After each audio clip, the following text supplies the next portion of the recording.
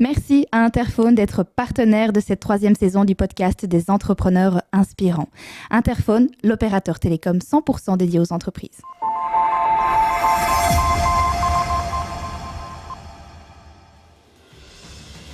Mes parents ont toujours eu beaucoup de doutes par rapport à mon style managérial, qui est très participatif et très ouvert. Ils me l'ont régulièrement dit. Je pense qu'au fur et à mesure des années, j'arrive à les rassurer de plus en plus.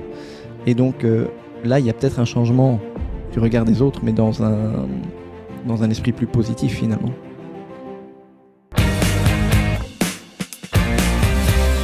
Bonjour et bienvenue sur le podcast des entrepreneurs inspirants. Chaque épisode vous offre un aperçu de l'histoire d'un ou d'une entrepreneur qui éclaire et inspire à travers sa vision et son parcours. Aujourd'hui, c'est un véritable plaisir d'accueillir Jérôme Reda, fondateur de AJR. Je suis Geoffroy Josquin et je suis impatient de vous faire découvrir cette histoire inspirante. Bonjour Jérôme, comment vas-tu aujourd'hui ? Bonjour Geoffroy, très bien, merci pour l'accueil et pour l'invitation. Pour commencer, une première question, facile ou pas, c'est à toi de le dire. Qui es-tu, Jérôme Reda ? Moi j'ai une formation d'ingénieur industriel. Je gère l'entreprise AJR qui est spécialisée dans le traitement de l'air. Et c'est à peu près ce qui peut me résumer au niveau de ma présentation. Toi, c'est une particularité, on va rentrer dans le vif du sujet.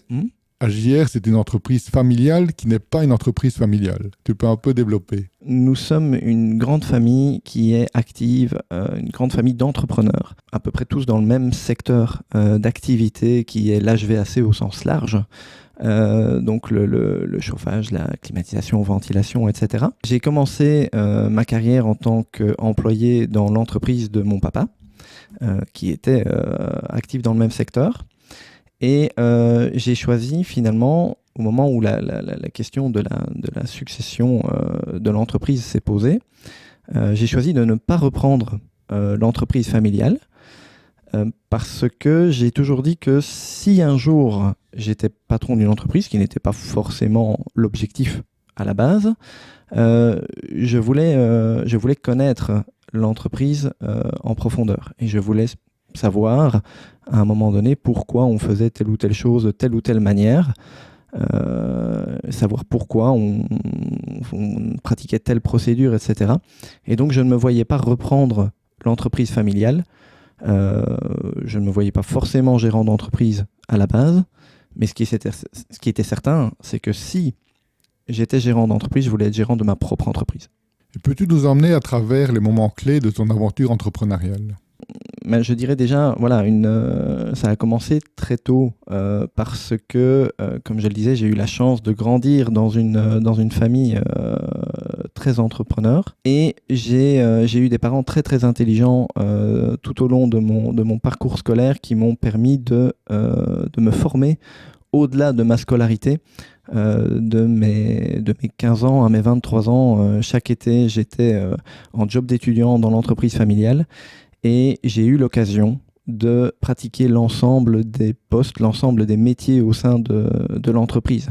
Donc j'ai commencé en tant que manœuvre sur chantier, j'ai fait de la logistique en tant que magasinier, j'ai réalisé des entretiens d'installation, j'ai réalisé du service technique au fur et à mesure que mes compétences évoluaient, mais également au niveau plus administratif, j'ai fait un peu de RH, j'ai fait un tout petit peu de comptabilité, et finalement j'ai rejoint aussi le côté bureau d'études, réalisation de devis, etc. Donc j'ai eu la chance vraiment d'avoir énormément de formations, de pouvoir bénéficier d'énormément de formations tout au long de ma scolarité en parallèle avec mes études. Et donc j'ai rejoint l'entreprise familiale en 2011 en sortant de mes études.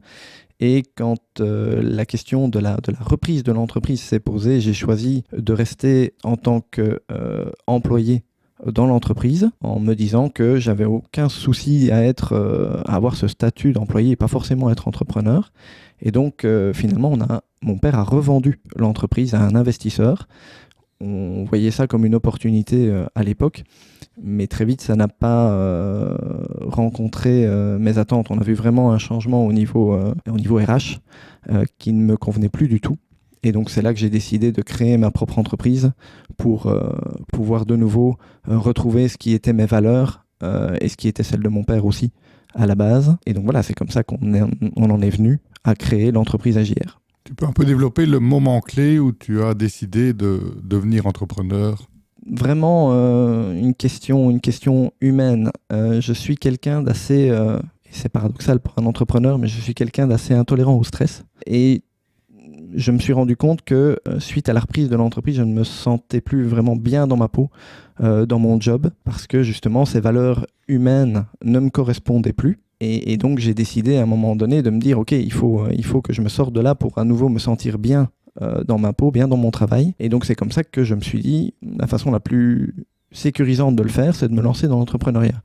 Donc un peu paradoxal de dire que pour lutter contre le stress, j'ai décidé de me mettre entrepreneur, mais ça a vraiment été ce point qui m'a décidé de me lancer en tant qu'entrepreneur. Et comment tes proches ont-ils réagi lorsque tu as décidé d'emprunter la voie de l'entrepreneuriat? On est une famille d'entrepreneurs, donc il n'y a pas vraiment eu de stress lié au risque par rapport à ça. J'ai plutôt été encouragé et même directement conseillé sur ma manière de faire. Je pense que mes proches savent aussi que je suis quelqu'un de très structuré. Donc, ils se sont dit, OK, au niveau de la réflexion, de l'analyse, du business plan, etc., il n'y avait pas trop de soucis par rapport à ça. J'avais déjà fait un petit peu tous les scénarios possibles, envisagé tous les scénarios possibles par rapport à la création de l'entreprise et déjà décidé de comment j'allais réagir en fonction de si ça se passait bien, si ça se passait mal. On avait déjà un petit peu toutes les voies qui étaient déjà dessinées et prédécidées, je vais dire. Donc, il n'y a pas vraiment eu de stress lié à ça, pas vraiment d'inquiétude. Plutôt, finalement, de l'encouragement, du conseil et même un soulagement. Soulagement par rapport à cette situation de stress que je vivais au quotidien en tant qu'employé et de se dire ok, maintenant je vais pouvoir vraiment faire comme je l'entends et revenir à mes valeurs et me sentir du coup beaucoup mieux. Mais quand la boîte a été revendue, toi tu étais resté dedans, ton père aussi alors? Tout à fait. Oui, c'est ça. Oui. Et puis il t'a rejoint. Et puis il m'a rejoint pour les mêmes raisons. Une fois que moi j'ai quitté l'entreprise, lui ressentait déjà le même inconfort au niveau humain. Et in fine, il m'a rejoint dans mon aventure. Et finalement, maintenant, on a un peu inversé nos rôles. Là où avant, mon père s'occupait plutôt de gérer l'entreprise du côté administratif, etc. Et où moi j'étais plongé dans ma technique. Finalement, maintenant, on a un peu inversé les rôles. Moi, j'ai repris une vue un peu plus hélicoptère sur le fonctionnement de l'entreprise. Et lui, maintenant, m'aide dans la gestion des projets. Et c'est lui qui vraiment retrouve finalement ce qui fait son cœur de métier. Et donc maintenant, il se retrouve comme un poisson dans l'eau à faire vraiment la technique qu'il aime et à ne plus faire la partie administrative qui, au fur et à mesure des années, était devenue un peu plus lourde à supporter, à mon avis, pour lui. Parle-nous du nom AJR et du logo de la société. Ah, ça, c'est une belle histoire. En fait, le logo a été créé, donc nous avons créé l'entreprise en 2015. C'est également l'année de notre mariage à Anaïs et moi. Et pour notre mariage, nous avions souhaité créer un logo qui représentait un peu notre union. Et donc, les 3 lettres AJR, donc pour Anaïs et Jérôme, et le R pour nos noms de famille qui sont Remacle, pour mon épouse et Rueda. Et lorsque, juste après, il a été question de créer l'entreprise, on s'est dit, mais finalement, AJR, c'est pas mal. Et décliner la sonorité de la lettre R en AIR, puisque nous traitons de l'air dans notre domaine d'activité, faisait un jeu de mots un peu sympathique. Et donc, le logo AJR représente en fait nos 3 lettres, et c'est le logo de notre mariage. Mais l'écriture du nom de la société, c'est AJ-AIR, comme de l'air. Voilà, c'est un petit peu l'histoire derrière ça. Et le côté un peu fun, c'est que finalement, la création de l'entreprise a été beaucoup plus vite que les préparatifs du mariage, parce que ça prend un certain temps de préparer et d'organiser un mariage. Et quand le mariage est vraiment arrivé, quand on a imaginé les décorations, etc., tout tourné autour du logo du mariage, Et finalement, c'était devenu plus le logo de l'entreprise que le logo du mariage. Et donc, je me sentais personnellement un peu... Sponsorisé par la société. C'est ça, mal à l'aise par rapport au fait de dire, bon, on est en train de faire de la pub pendant notre mariage. C'est pas très... voilà, c'est un peu bizarre comme sensation. Mais directement, j'ai vu les yeux d'Anaïs qui m'ont dit, oh, c'est le logo de notre mariage avant d'être le logo de l'entreprise. Donc, il est hors de question qu'on s'en passe. Et donc voilà, c'est l'histoire un peu fun autour de la création du nom et du logo de la société. C'est peut-être un moyen de déduire aussi quelques frais du mariage. On n'y a pas pensé à l'époque, on aurait pu. Il y en a qui le font. Hein. Si tu devais revisiter un moment de ton parcours, est-ce qu'il y en a un en particulier que tu ferais différemment ? Je pense qu'il y a énormément de choses que je ferais différemment, mais ce serait impossible parce que je me dis ça maintenant fort de mon bagage et de l'expérience que j'ai eue depuis la création de l'entreprise. Et donc, maintenant, il y a énormément de choses que je ferais différemment, mais je le sais parce que j'ai fait mes erreurs passées. Et donc, voilà, si tu me donnais maintenant une baguette magique et me dire je reviens en arrière et je crée mon entreprise en ayant le bagage que j'ai maintenant, alors oui, je changerais énormément de choses. Mais c'est évidemment impossible. Quand on commence, on a forcément des lacunes. De mon côté, j'avais des lacunes au niveau commercial, au niveau management, au niveau structure d'entreprise, etc., que j'ai apprises au fur et à mesure. Et c'est impossible de commencer une entreprise en ayant toutes les compétences managériales nécessaires pour la gestion d'une entreprise. Donc la réponse est à la fois oui et non. Qu'évoque le mot sérénité pour toi ? Tu me connais très bien.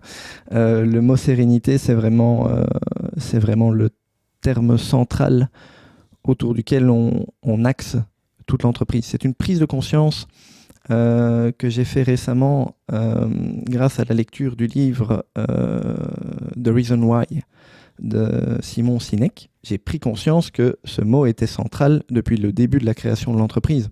Comme je l'ai expliqué au début, j'ai créé l'entreprise parce que je ne me sentais plus à l'aise et donc je suis rentré un jour chez moi en disant c'est terminé, je ne veux plus subir de stress ou en tout cas de stress négatif. Hein.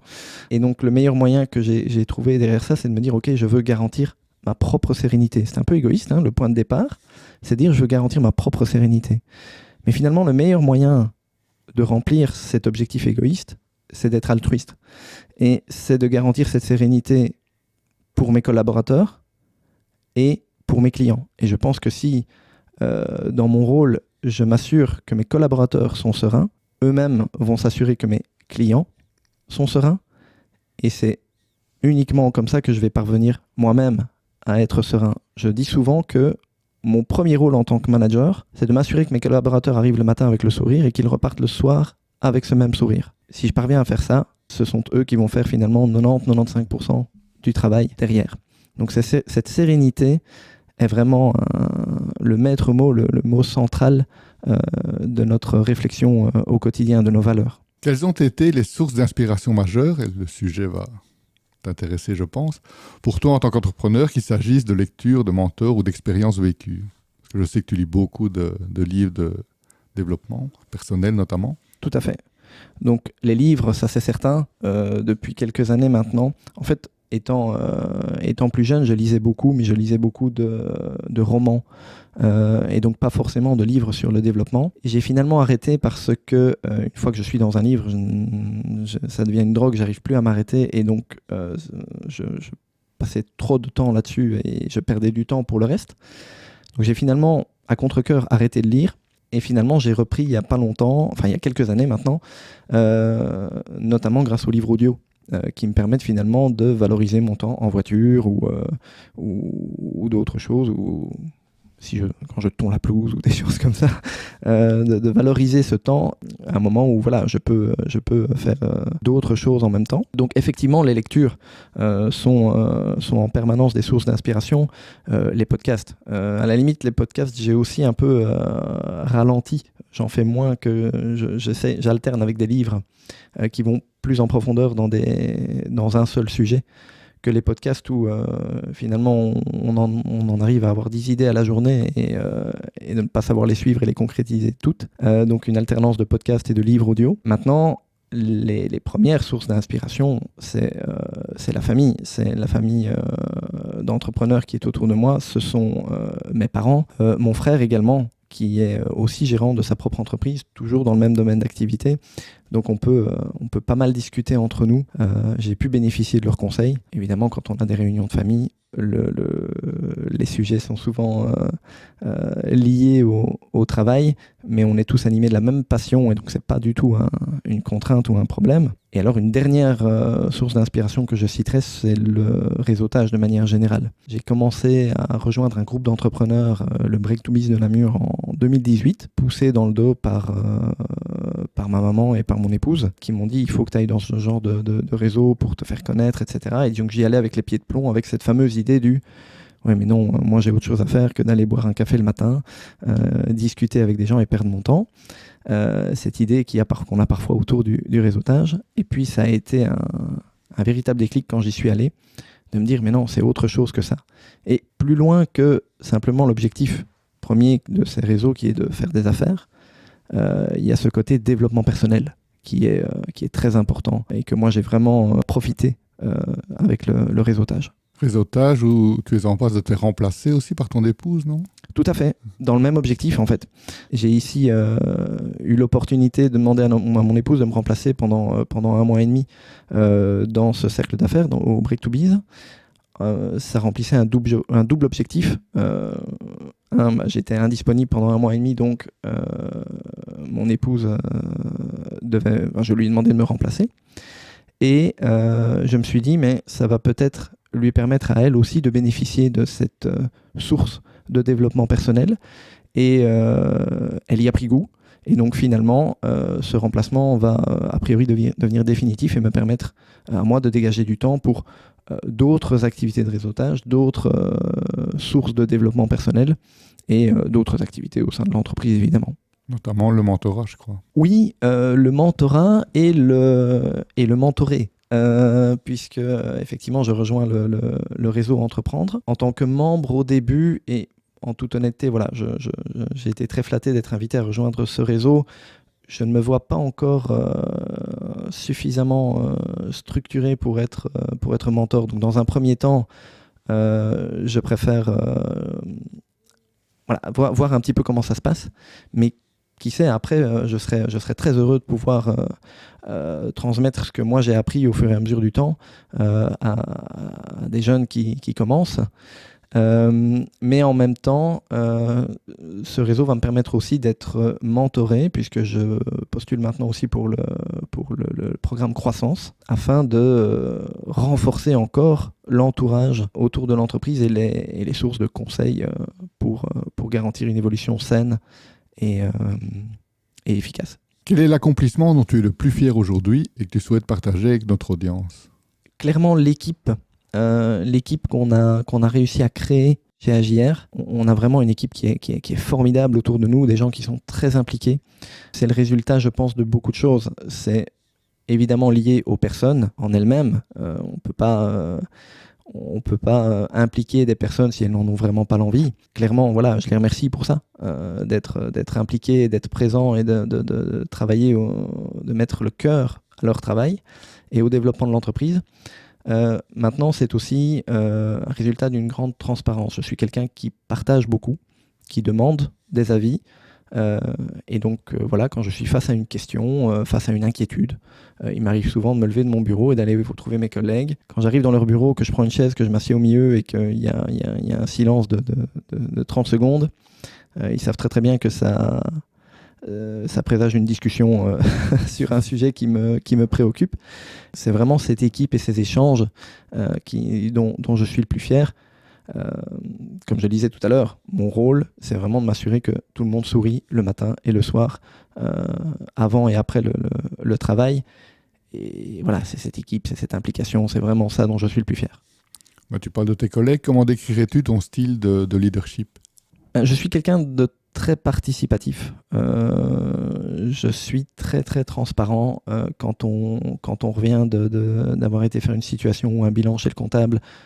je prends cette fameuse chaise, je m'assieds, je discute avec les collaborateurs de ce qui s'est passé. J'essaie d'avoir beaucoup de transparence vis-à-vis de l'ensemble des collègues. C'est d'ailleurs parfois un peu plus compliqué dans notre type d'entreprise, puisqu'on a beaucoup d'équipes qui sont sur le terrain et donc qui ne sont pas forcément toujours au bureau. Et donc là, j'essaye d'avoir aussi une grande attention à ne pas... à éviter qu'ils se sentent délaissés et un peu sur le côté, parce que forcément, ils sont moins au courant de ce qu'il se passe. Donc on fait régulièrement des activités de team building, où le matin, on en profite pour partager toutes les décisions, toutes les nouveautés, tout ce vers quoi on va, on discute beaucoup. Et le soir, l'après-midi, c'est une activité plus récréative, plus vraiment team building. Mais donc voilà, j'essaye vraiment de demander régulièrement leurs avis à mes différents collaborateurs. Et donc oui, c'est plutôt un management très participatif. Et tu parlais de réseautage tout à l'heure, parce que ici, c'est un sujet qui devient parfois un peu clivant sur les réseaux, où certains disent j'ai jamais fait un seul client à cause du réseautage, le réseautage ne sert à rien. Quel est ton avis par rapport à ça? Toi qui as pensé peut-être un moment de cette façon-là, et puis qui a commencé le réseautage, quel est ton avis aujourd'hui par rapport à cette discipline? Alors, c'est quelque chose qui est très difficilement mesurable. Dire tiens, j'ai fait un client par le réseautage, c'est relativement difficile à mesurer. Maintenant, moi personnellement, je suis convaincu que ça fonctionne, parce que ça nous permet de nous faire connaître.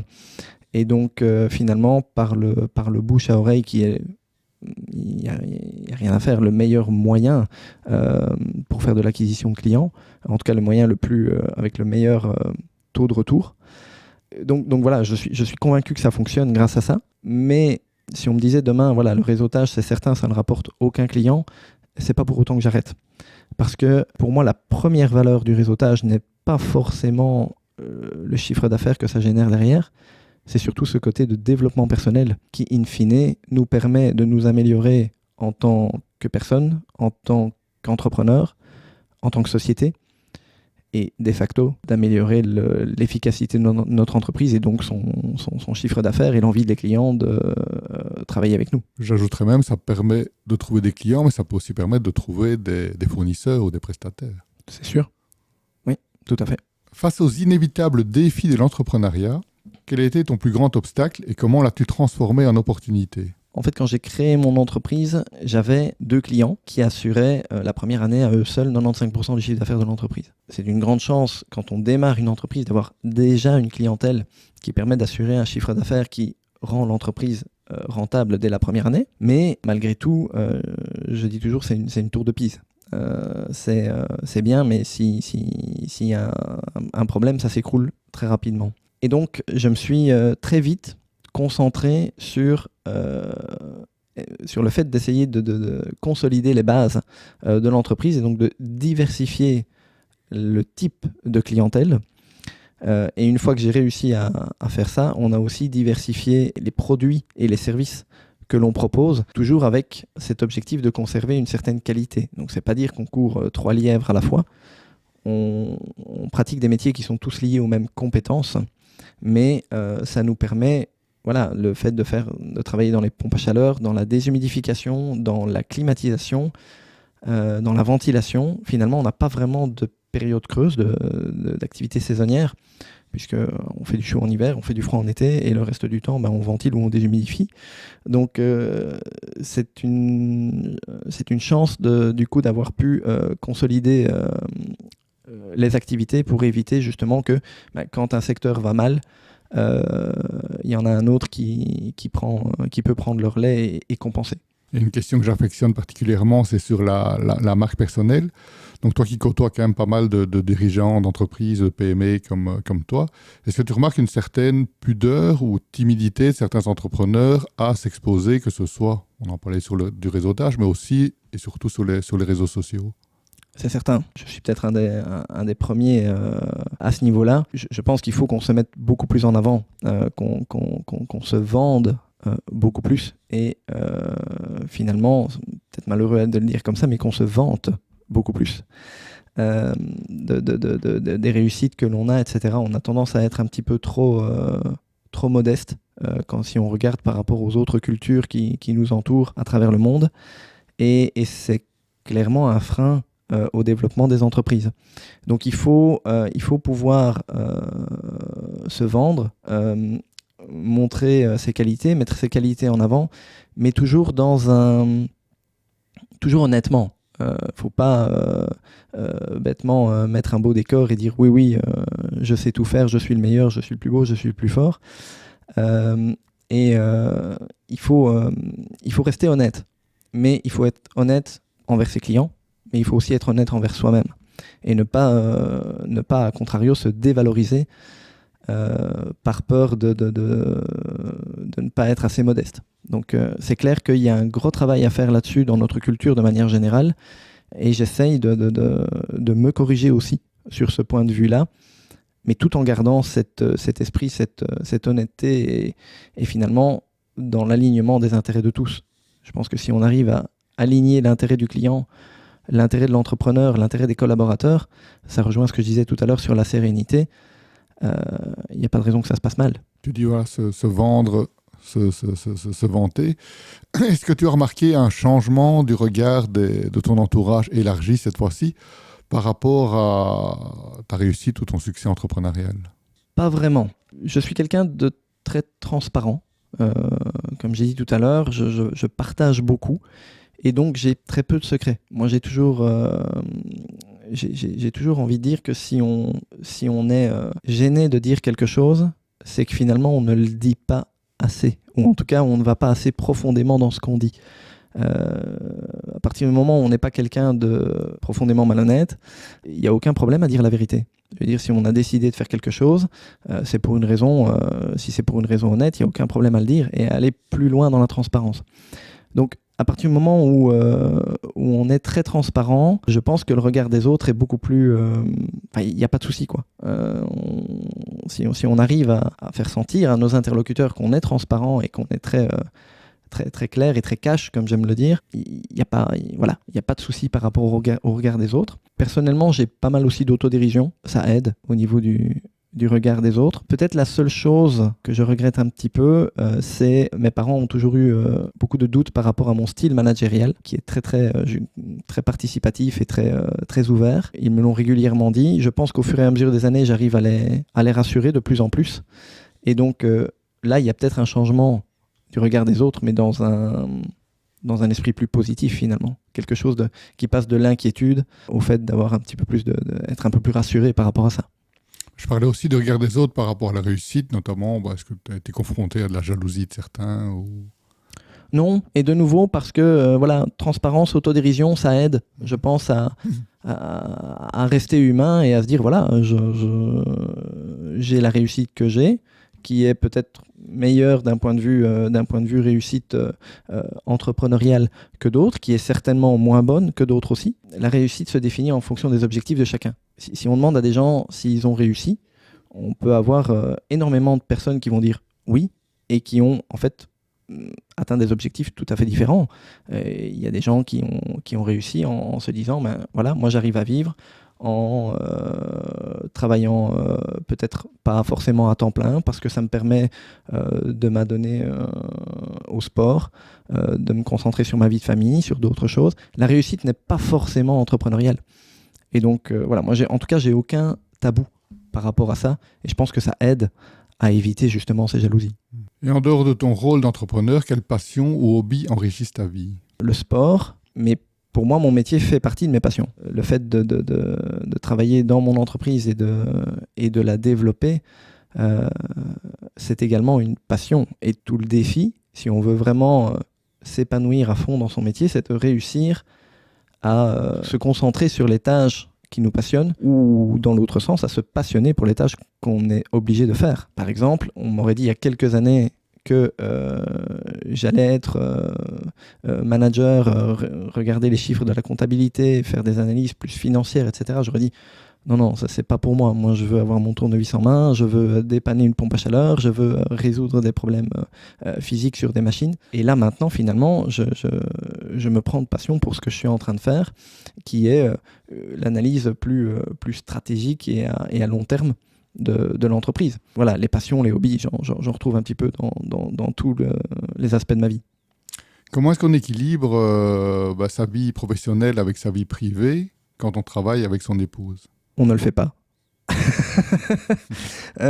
Mon épouse travaille avec moi dans l'entreprise, je ne sais pas si je l'ai déjà dit. Mes parents travaillent aussi avec moi, donc je l'avais dit pour mon papa, mais maman travaille également dans l'entreprise, elle s'occupe un peu de la comptabilité fournisseur. Mon frère et ma belle-sœur travaillent tous les deux pour leur entreprise. Mes cousins sont dans le même domaine, ils ont repris l'entreprise de leur père qui est également dans le chauffage. Et donc même les réunions familiales parlent du travail, mais étant donné qu'on est tous passionnés par ce qu'on fait, c'est pas un problème, en tout cas pas de mon côté. Y a-t-il une citation ou une pensée qui t'inspire particulièrement dans ta vie d'entrepreneur? Oui, alors il y en a beaucoup. J'ai tout un tableau blanc à l'arrière de mon bureau parce que j'ai besoin d'écrire beaucoup quand je réfléchis. Et sur une partie inaccessible du tableau et que donc je n'ai jamais utilisée, je m'amuse à écrire toutes des citations que j'entends et qui me plaisent et pour m'en rappeler de temps en temps. Maintenant, si je devais en retenir une, il y en a une qui m'a marqué il y a quelques semaines d'ici, à l'événement Convergence où ils ont annoncé la création de Act for Wallonia. Je ne sais plus qui, mais il y a une personne qui a dit « Être disruptif en Wallonie, c'est peut-être appliquer ce qui a été décidé ». Alors, je pense que dans son chef, il y avait clairement une connotation politique à sa citation, mais c'est tout à fait applicable aussi en entreprise, pour éviter ce que j'appelle la paralysie par l'analyse. Vouloir tout le temps tout analyser, aller trop en profondeur et se dire on va faire ça de telle et telle manière pour que ce soit parfait. À un moment donné, il faut mettre en action ce qui a été décidé, ne pas forcément attendre qu'un projet soit parfait pour le mettre en action, parce que la meilleure façon d'atteindre la perfection, en tout cas au plus proche et au plus vite, c'est finalement de faire du testing. Et donc il faut, à un moment donné, accepter de faire des choses qui ne sont pas forcément à 100% abouties, et c'est comme ça qu'elles seront le mieux abouties et le plus vite. Et comment envisages-tu l'évolution de ton secteur dans les prochaines années et la place de ton entreprise dans celui-ci? Clairement, l'avenir de notre secteur, il est plutôt très bon.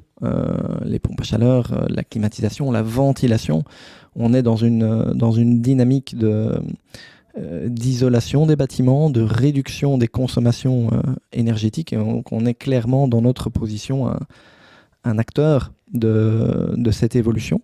Donc je pense que l'avenir du secteur est très bon. On peut franchement voir ça avec sérénité. Notre objectif a toujours été d'être un acteur de confiance dans ce secteur. Le secteur général de la construction a peut-être une mauvaise connotation par rapport à ça, de se dire est-ce que je peux faire confiance à l'entrepreneur avec qui je collabore ou je souhaite collaborer. C'est vraiment notre envie. Je parlais tout à l'heure d'alignement des intérêts.